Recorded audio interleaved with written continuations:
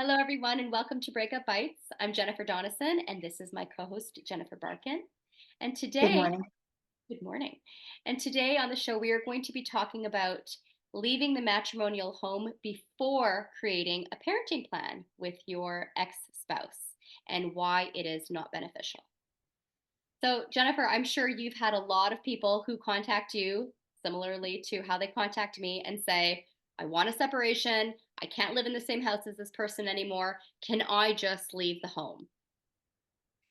What do you tell these people? Well, they can leave the home, but it's not recommended. It's not a good idea. And here's why. And I think I'm going to backtrack a little bit because anybody who's maybe contemplating divorce or separation may not know what a parenting plan is. So, in a nutshell, a parenting plan is the document that really states how the parents are going to take care of the children when they're not together. So it's going to include things like who's making decisions on healthcare, education, religion, um, where the children live day to day, a holiday schedule, depending on the complexity of your parenting plan, 20, 30, 40 items that can be listed in a parenting plan. So back to the question, can I leave the house without a parenting plan? Of course you can. There's no rule saying that you can't. But is it a good idea? Absolutely not. Couple of reasons why.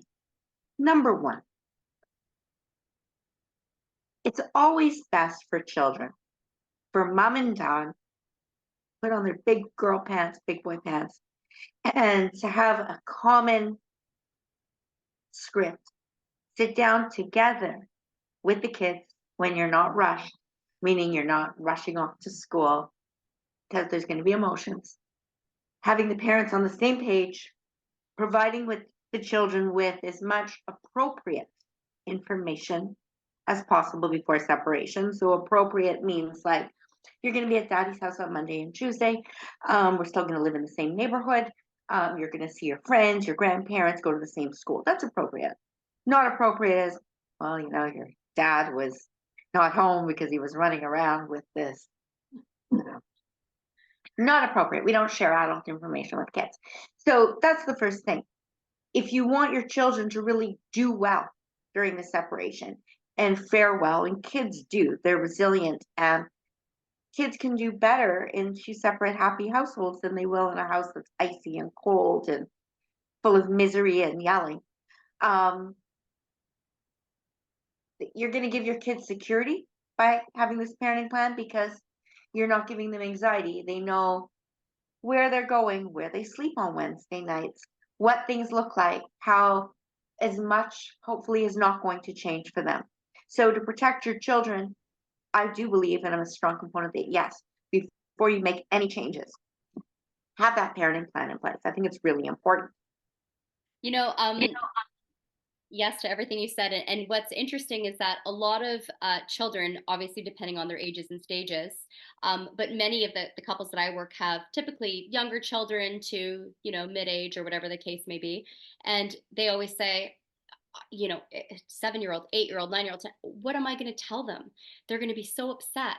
And I have discussions with people on how to tell the children, but one of the main things that I remind people is that the children won't be as upset about mommy and daddy not being together as they will, what's this mean for me? Where am I going? Who am I going to not see anymore? Who am I going to see? Am I going to the same school? Am I going to be around the same friends? Children are just selfish, not in a bad way, but that's because that's where they're at. They just think about how is it going to affect me? So instead of focusing on, oh my gosh, mommy and daddy decided not to be together anymore and making it more about a negative discussion about the relationship that you previously had, it's important to focus on the things that are going to be set in stone for your child to feel that security moving forward. So, what you said is exactly right. You're still going to be going to that school. Mommy and dad are going to be living X amount of minutes away from each other, and we're going to see you all the time. We're going to see you here and there. And it's important to establish that for the child to just exhale. And just a point I'll make is that when we're going through separation as adults, it's so anxiety inducing because there are so many unknowns. And if someone were to say to you, this is where you're going to live, this is what you're going to do, this is how it's going to be, that would take away our anxieties to a large degree. So think about how that's going to be when speaking to your children, who are even more focused on how is this going to affect me. So that's just directly relating to your point. But Mhm. also, leaving the home without having a parenting plan is concerning for several reasons. I'll let you start that one off. Okay, so when we have a parenting plan in place, very common statement written on that parenting plan is, and remember, this parenting plan is before a final signed separation agreement. Once we have the parenting plan, will usually say on it that the parties have agreed to follow this parenting plan created on such date, shall be seen as something called status quo. And what status quo means is, this is how we've done things.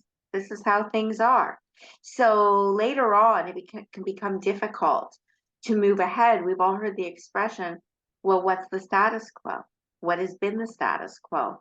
So if you're the parent leaving the matrimonial home without the parenting plan and you want more time with the children down the road, or decision making on certain areas for the children down the road, um, if you've already set up this status quo, it can be that more difficult to get what you really want. So it can negatively impact the person who's left the house. And I'll give you a small example, just because I dealt with a client recently that had a very similar situation where they left the home and there wasn't a parenting plan in place.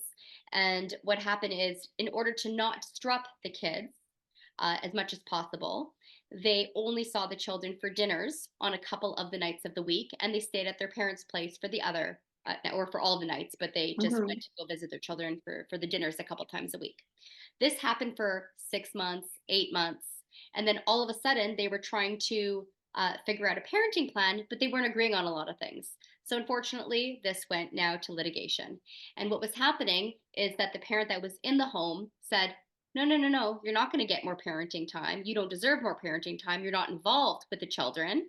And the other parent said, I was just doing this for the children's best interest in order to not disturb them and to make sure that everything was going to be okay for them.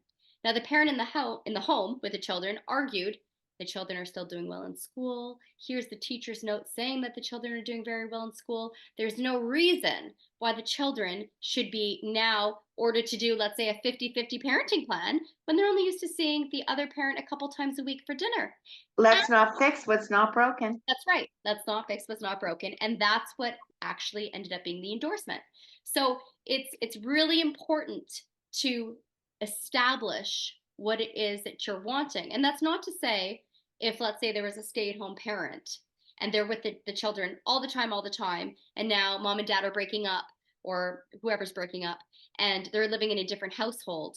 This doesn't mean that they should automatically go to 50-50, because it isn't fair for the children to go from uh, being with one parent full time and not having that much bonding time with the other parent to full time or half time with the other parent. It is good to gradually increase the schedule to make sure that the kids are comfortable and things are starting to naturally and holistically go the way that they should.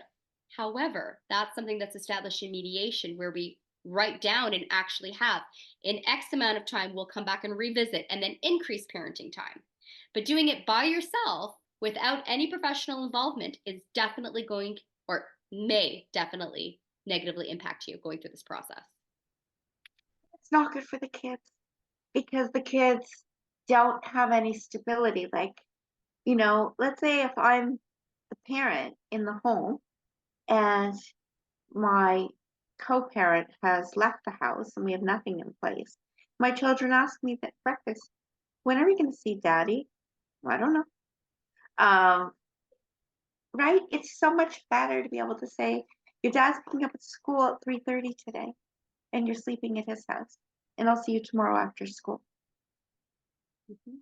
The kids, it gives them that security that they really, really need. Mhm. And also, if the matrimonial home is something that's going to be kept and not sold, it's really important to not have the children witness one parent moving all their items out of the home.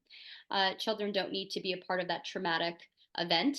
It's also really important to have a home in both parents' place that the children could be a part of redecorating, perhaps, and making something that's important for them, a nice personal space that they could feel comfortable and happy to go to.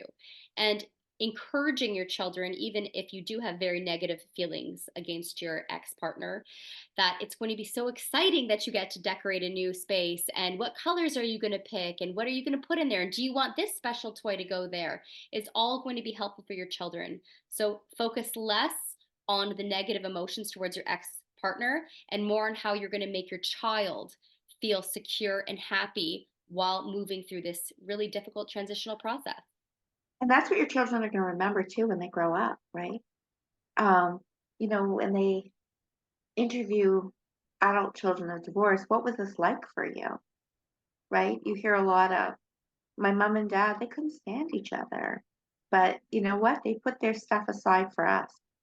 And they're grateful for that rather than, I had to basically parent my mother or parent my father, or they were petty, fighting over everything. And, it gave me a lot of anxiety. I don't think that's really the story that people want, but people just have a hard time, shoving those emotions aside and making those important business decisions.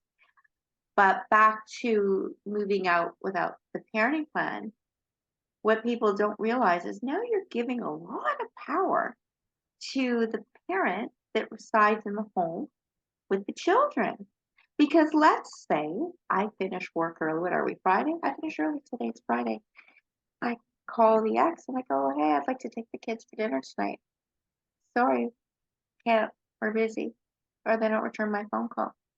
Or the next day, I want to do this with the kids, or can I have the kids to sleep over? You've really you're at somebody else's beck and call. Mhm.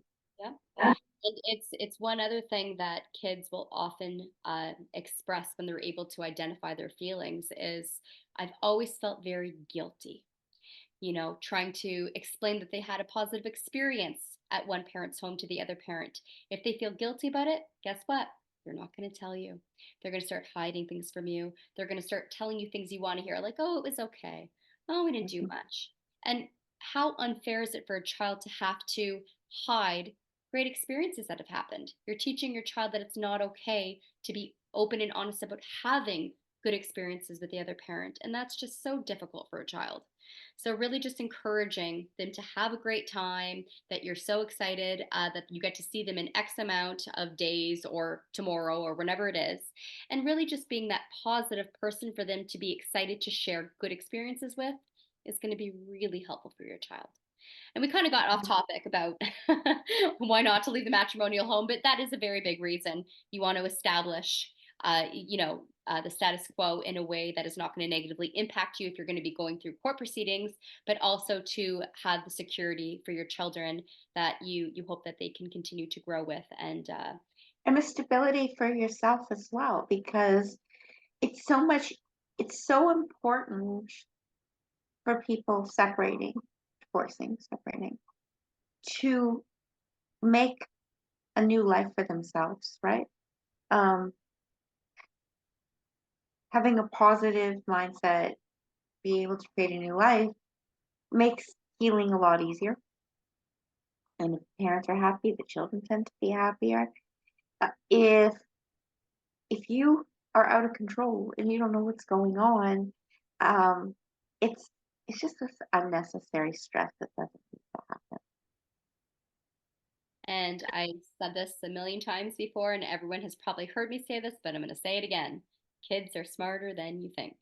They pick up on everything. And you may think, oh, my kid's only 4 years old. They don't know what I'm saying to my mother about my ex, or, to my best friend about how much of a deadbeat, the mother is. Well, trust me, they pick up on Yeah, tones, they they pick pick up up on the on it. eye rolls, they pick up on the energy, and it affects them very negatively. So try really, really hard to keep any negativity out of the earshot of the child, and just continue to push that positivity into them so that they don't have to be negatively impacted by your decisions.